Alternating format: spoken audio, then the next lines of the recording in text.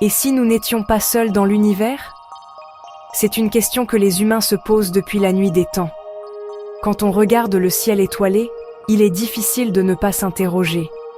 Avec des milliards de galaxies, chacune contenant des milliards d'étoiles, l'idée que la Terre soit la seule planète à abriter la vie peut sembler un peu prétentieuse, n'est-ce pas?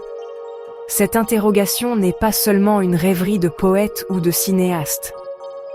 Elle est au cœur d'une véritable quête scientifique qui mobilise des chercheurs du monde entier et fascine l'humanité tout entière. Elle touche à notre place dans le cosmos. L'intérêt pour la vie extraterrestre est profondément ancré dans notre curiosité naturelle. Nous, les humains, voulons toujours savoir ce qui se cache derrière la prochaine colline ou au-delà de l'horizon. L'espace est notre nouvel horizon. Découvrir une autre forme de vie, même microscopique, serait l'une des plus grandes découvertes de toute notre histoire. Cela répondrait à une question fondamentale. La vie est-elle un accident rare, un miracle unique sur notre petite planète bleue, ou est-ce un phénomène courant qui fleurit partout où les conditions le permettent? Cette réponse changerait notre vision de l'univers et de nous-mêmes. Cette recherche est donc bien plus qu'une simple chasse aux petits hommes verts. Elle est une exploration de nos propres origines. Comment la vie est-elle apparue sur Terre? En étudiant d'autres mondes, nous pourrions trouver des indices précieux sur les processus chimiques et biologiques qui ont mené à notre existence. Par exemple, si nous trouvions des bactéries sur Mars, nous pourrions les comparer aux nôtres. Sont-elles similaires? Ont-elles une origine commune?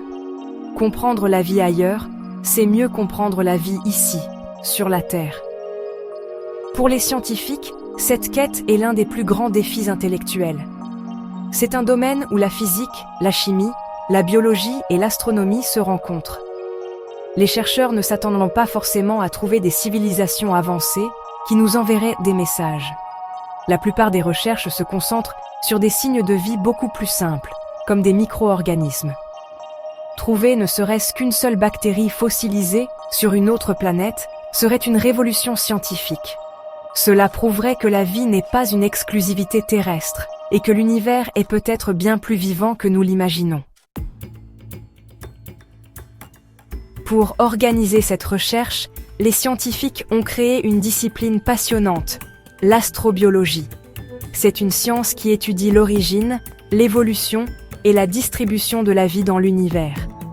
Les astrobiologistes essaient de comprendre quelles sont les conditions nécessaires à l'apparition de la vie. Ils se demandent: de quoi la vie a-t-elle besoin pour exister?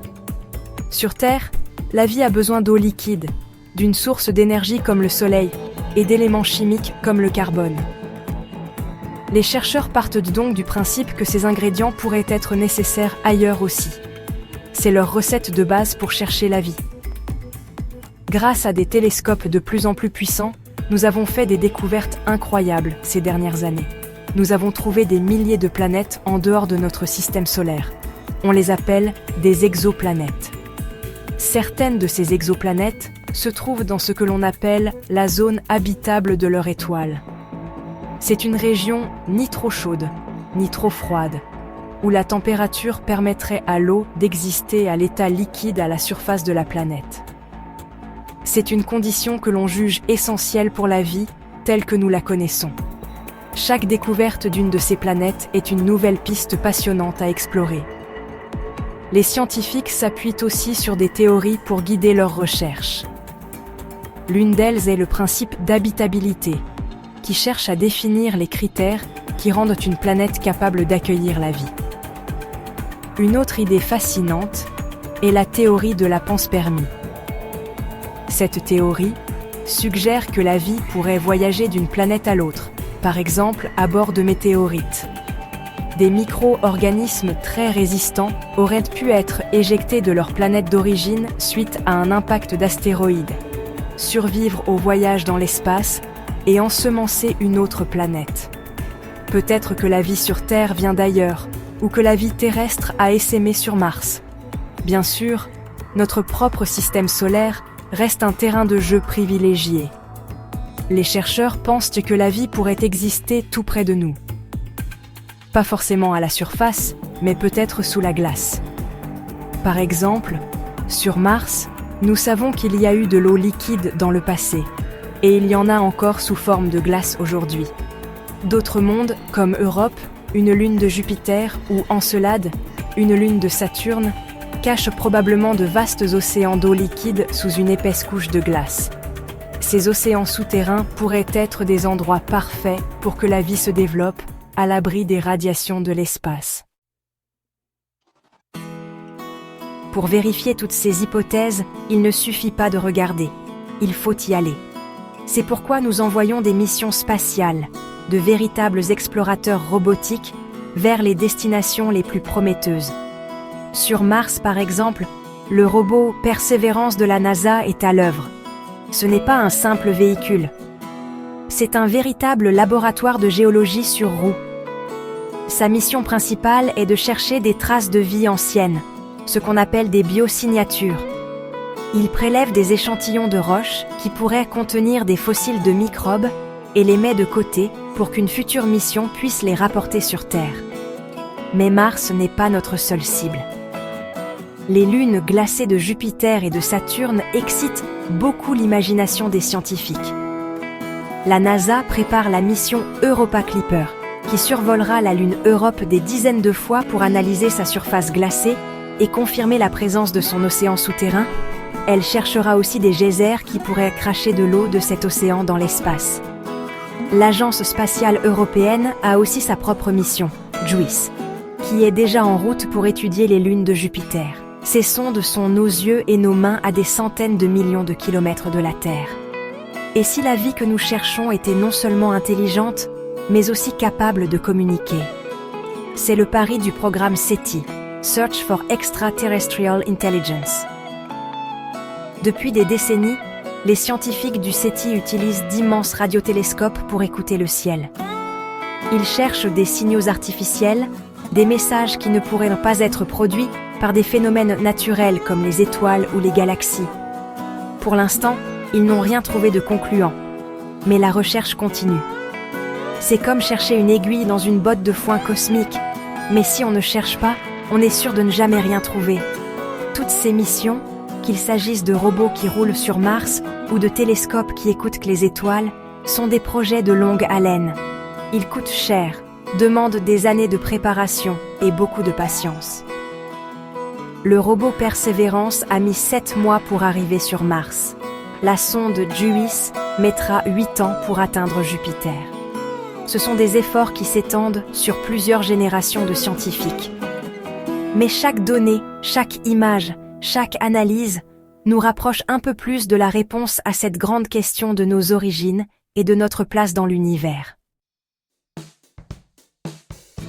La recherche de la vie extraterrestre est une aventure semée d'embûches.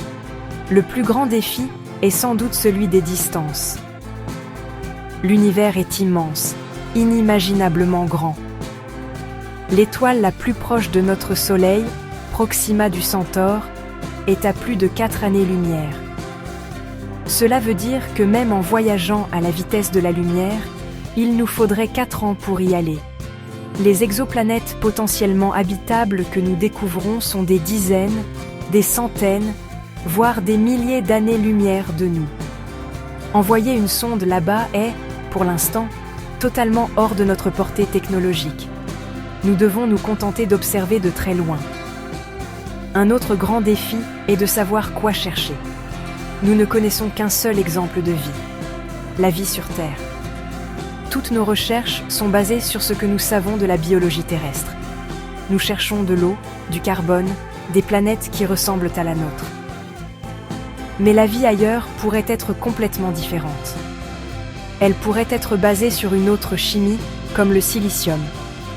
Elle pourrait exister dans des conditions que nous jugeons extrêmes, comme dans les nuages d'acide sulfurique de Vénus.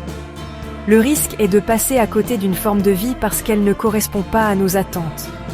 Il faut garder l'esprit très ouvert. Imaginez un instant que nous y arrivions. Que se passerait-il si, demain, une annonce était faite ? Nous avons trouvé de la vie sur Mars ou sur Europe. La découverte de simples microbes serait déjà une révolution. Cela changerait profondément notre perspective. Nous saurions que la vie n'est pas un miracle terrestre, mais un processus cosmique.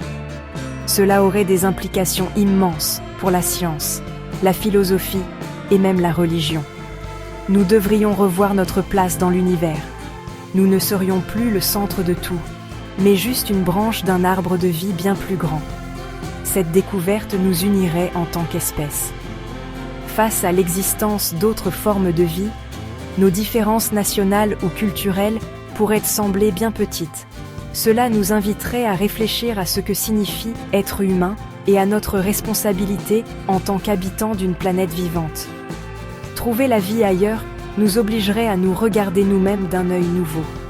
Nous ne serions plus seuls, et cette simple connaissance changerait tout. La quête se poursuit, portée par une curiosité insatiable, car explorer l'inconnu est l'une des plus belles aventures de l'esprit humain.